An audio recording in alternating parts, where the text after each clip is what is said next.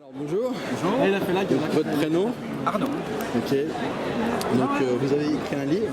Oui, j'ai vu Le tennis est un sport romantique. Est-ce que vous pouvez nous en dire plus sur ce livre? Oui, c'est une histoire sur les relations parents-enfants. C'est l'histoire d'un petit garçon qui ne connaît pas son père et que sa mère persuade qu'il est l'enfant caché de John McEnroe, le joueur de tennis.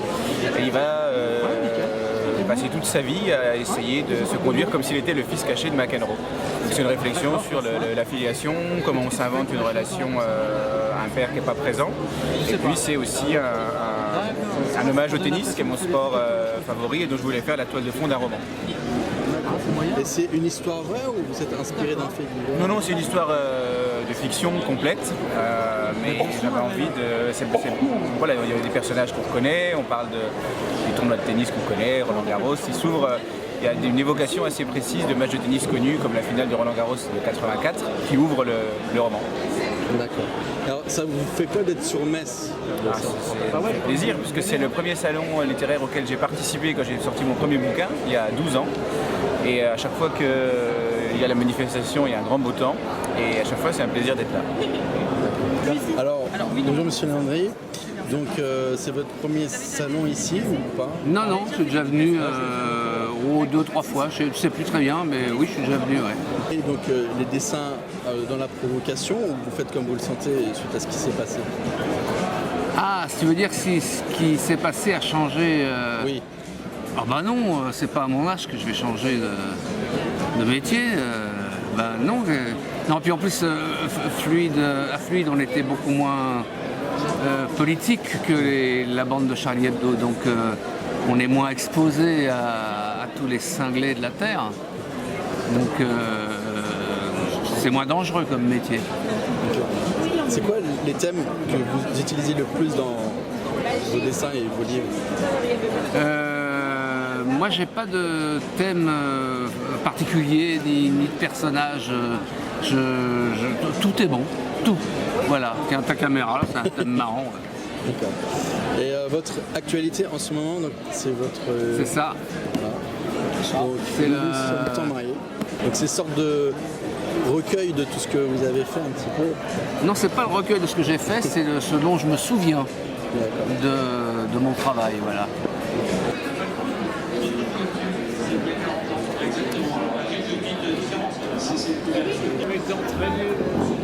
Alors, bonjour. Bonjour, Donc vous êtes Patrice Greff, auteur photographe de livres essentiellement sur le régionalisme de la Lorraine. Pourquoi cette attirance pour la région? Tout simplement parce que je suis lorrain, j'ai toujours vécu en Lorraine et que dans mes déplacements dans toute la France, quand je travaillais, j'entendais beaucoup d'inepties sur notre belle région. Donc je me suis dit, tiens, je vais faire quelques bouquins pour montrer que tout ça ne sont que des âneries. Et voilà, ça a commencé comme ça. Et puis par passion pour la photo. Ah, vous faites aussi de la photo? Je fais surtout la photo. Donc c'est un livre en fait de photographie? Il y a les deux, il y a photo, mais il y a du texte. Le livre par exemple sur les Mirabelles est abondamment illustré, mais il y a quand même pas mal de texte. Est-ce que vous considérez la littérature comme un art, comme la photo ou bien... Oui, savoir bien écrire, mais je ne me place pas à ce niveau-là. Hein. Moi, quand j'écris quelque chose, je raconte, je suis plutôt factuel. Hein, je pars pas trop dans des effets de... Voilà, je suis plutôt factuel. Alors, il y a Lorraine d'un pays à l'autre, qui est une promenade très construite en Lorraine. On part du sud de la Lorraine et puis on tourne dans le sens des aiguilles d'une montre en spirale et on passe par les anciens pays de Lorraine et on fait une visite très complète de la Lorraine.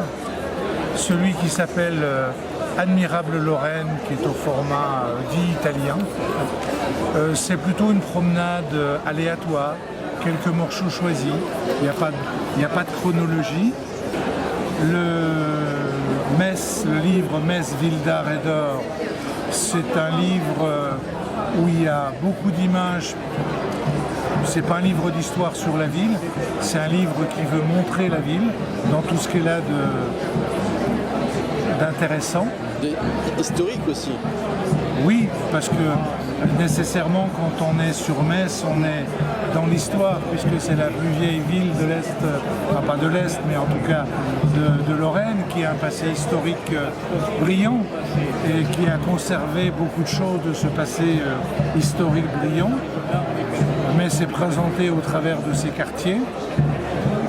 Et puis donc un des derniers, Mirabel, où on raconte l'histoire de la Mirabel, de son implantation dans la région, d'où elle vient, qu'est-ce qui a fait qu'elle a trouvé une parfaite symbiose avec la région Lorraine.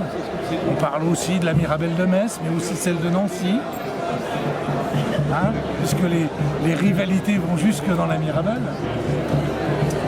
Et puis voilà, ça raconte aussi dans la deuxième partie la professionnalisation de la production de la Mirabel en Lorraine. Celui où il y a le plus, où j'ai plus écrit au sens littéraire du terme, c'est Mirabel. Mais la photographie, c'est écrire avec la lumière. Et là, on est au moins sûr de ne pas faire de faute, ni d'orthographe, ni de syntaxe. En plus, ces livres sont faits par un éditeur régional, lorrain. Ouais. Certains d'entre eux ont été imprimés en Lorraine, mais pas tous, parce que ça devient de plus en plus difficile d'imprimer en Lorraine. Mais en tout cas, ils sont quand même imprimés en France, pas en Europe, en France.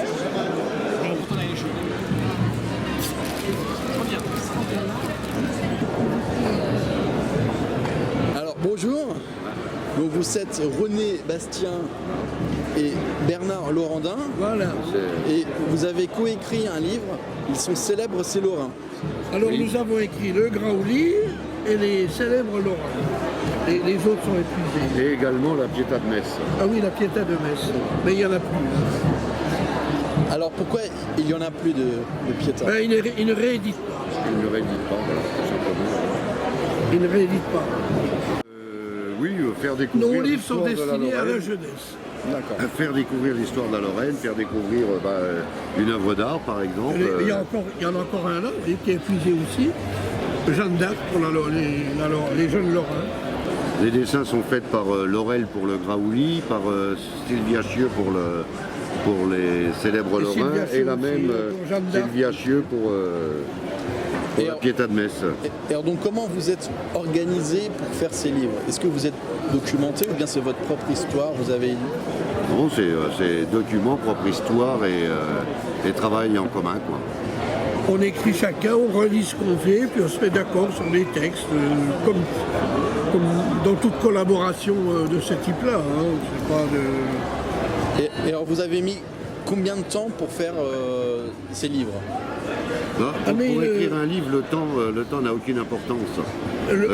Ça projet... peut être 2 ans comme ça peut être 10 ans. Hein. Oui. Ah oui, quand même. Non, mais là, j'exagère peut-être un peu mon propos, mais c'est pour vous dire que ça n'a aucune importance. C'est un peu comme le nombre de pages.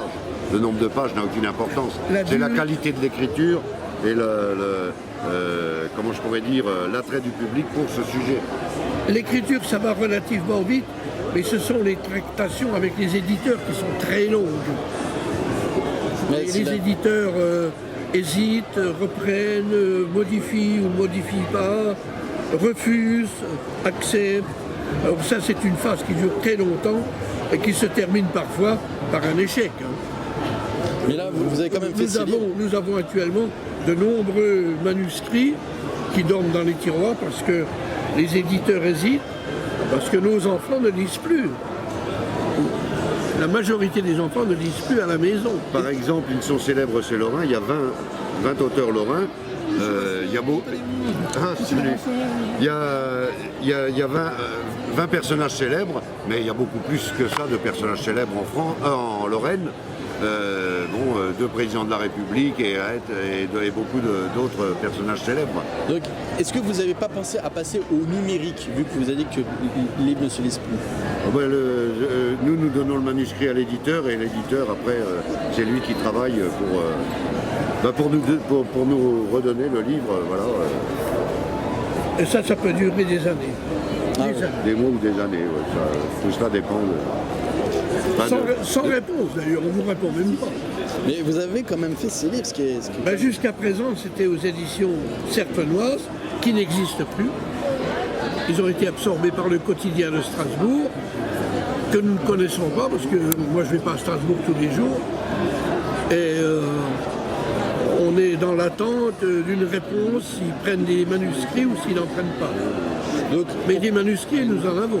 Donc alors, pourquoi vous avez fait le choix de faire des livres pour les jeunes et pas pour les... Pour vous donner une idée, il y a une dizaine d'ouvrages, une dizaine de manuscrits qui concernent les romans historiques pour enfants. Donc le plus ancien, c'est du néolithique, et le dernier, il se passe actuellement. C'est un problème d'éolienne. Pourquoi les jeunes? Tout simplement parce qu'il faut s'adresser aux jeunes pour les faire lire, pour leur faire découvrir l'histoire, pour leur faire découvrir... souvent nous allons dans des classes, nous leur parlons pourquoi nous écrivons, qu'est-ce qu'un auteur, et ainsi de suite. Nous faisons des soirées contes, ce sont des contes lorrains, et voilà. Donc on s'adresse à la jeunesse pour leur faire découvrir l'histoire, pour leur faire découvrir la lecture, évidemment, parce que sans lecture, il leur manquera quelque chose dans la vie. Ils savent plus lire à une cadence normale. Ils lisent très lentement, ils ont du mal de lire et c'est pénible pour eux. La lecture devient pénible, donc ils ne lisent plus. Si tu lis trop lentement, ça devient pénible. Là, un petit résumé de ce livre. Le premier homme qui s'est élevé dans les airs est un Lorrain. L'inventeur de la pédale de vélo est un Lorrain. La première automobile est un Lorrain. La Tour Eiffel. Non, pas la Tour Eiffel. Non, la Tour Eiffel, oui, c'est de l'acier de Pompée. Et c'est des ingénieurs parisiens. C'est même pas Eiffel qui l'a décidé. L'un des pères de l'Europe est un Lorrain. Un as de la guerre 14, donc un as de la guerre 14, donc René Fonck, qui est l'as des as de la guerre 14. Donc voilà. Même moi, je connais pas tout ça. Donc... Bon, Jeanne d'Arc, évidemment. Évidemment, Jeanne d'Arc, bien sûr. Mais on n'a aucune publicité. Georges de la Tour, par exemple. Pourquoi tous ces tableaux, ce sont des sombres, et des clairs et des obscurs? C'est tout simple. C'est parce que quand son père, qui était boulanger à Vic-sur-Seille, ouvrait le four, il y avait dans le fournil, donc, ses clairs et ses obscurs. Et lui, sa peinture, donc, ce sont des clairs et des obscurs.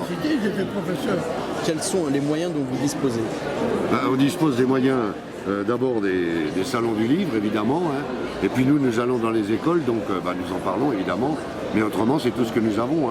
Et puis alors vous, voilà. Mais on y va à moins parce qu'on est... je remercie Créa TV. Puisque vous avez au moins l'intelligence de venir voir tous les livres. Voilà. Donc où on peut trouver ces livres si on veut dans toutes les bonnes librairies. Ah oui, mais... c'est le mot habituel, mais c'est ça. Donc c'est où? Dans toutes les bonnes librairies en Lorraine. Il y en a au Pompidou. À l'Arsenal, au Pompidou. Il y en a même à Gravelotte, au musée de Gravelotte. Au musée de Gravelotte, Celui-là, il est au musée de Gravelotte. Ouais. Donc c'est conseillé pour quel âge, ces livres-là? De 7 à 77 ans. Non, mais c'est pour tout le monde. Parce que celui-ci, même si l'enfant ne sait pas lire, par contre, la maman ou la grand-mère peut lui lire l'histoire. Et si la grand-mère ou la mère a le livre dans la main, l'enfant saura ce que c'est qu'un livre. Donc, le livre, je vais vous faire un peu comme à l'école, le livre c'est un objet. D'abord, il y a le toucher, il y a le visuel, il y a même l'odeur du livre. Alors au lieu de 10 €, je le vends 5 €. Donc et puis le livre de chevet. Mais je ne te connaissais pas parce que je veux que je m'approche des mauvais yeux. Un livre à ne pas oublier, le livre de chevet. Vous en avez un, vous, personnellement? Je lis beaucoup de livres, mais des livres petits de poche. Non, mais c'est une excellente invention, le livre de poche. Voilà. Et puis, que l'on ne dise pas que la lecture coûte cher. Vous allez ici à la médiathèque pour, je ne sais plus, 12 euros ou 15 euros par an. Vous pouvez emprunter 5 livres par semaine. Ah oui, donc la lecture n'est pas chère, c'est faux. C'est juste une question de motivation. De motivation. C'est les parents qui doivent donner la motivation aux enfants. Les parents doivent donner la motivation de la lecture. Parce que je leur dis souvent aux enfants, vous avez deux lectures. La lecture obligatoire, celle de l'école, et la lecture personnelle. Et la lecture personnelle, c'est très important. Parce que dans la lecture personnelle, il y aura autant de l'histoire que de la géographie, enfin. Donc il faut du temps, de la curiosité et de la motivation, et là on peut lire le livre. Vous avez fait le résumé exact. Et ils sont à quel prix vos livres pour qu'on sache? Une dizaine d'euros. Voilà. Pour 10 euros, vous avez toute l'histoire de la Lorraine. Seulement 10 euros, même pas le prix d'un resto. Matérialisé. Vous avez fait des verres. On a travaillé sur des textes. Là, c'est qu'à l'entrée. Oui, bah oui. Mais j'avais vu que vous aviez fait un club. C'est pour la télévision. Au centre des culturels, j'avais vu dans Sur Internet. Grande épousier, mais elle fait de la natation. Non, moi je suis dans. C'est dans le. Je pense à l'Universiade. Ah, mais c'est une bonne idée. René C'est pas ça. Bastien, voilà, qui a écrit ce magnifique livre pour les jeunes et sur l'histoire du patrimoine régional. C'est une maison. Mais ils sont là, les parents. Voilà, on va faire signer le deuxième. Mais Vous n'avez pas peur d'aller en enfer si vous buvez d'alcool? allez là. Mais complètement. Mais la maladie des cochons, c'était au 8e siècle, il y a longtemps qu'il n'y a plus de cochons malades, c'est une histoire dépassée, quoi.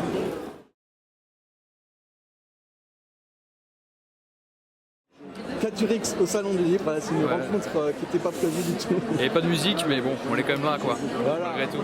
La musique et les Farid est textes. partout, Gréa TV est partout. La musique et les textes se joignent. C'est ça.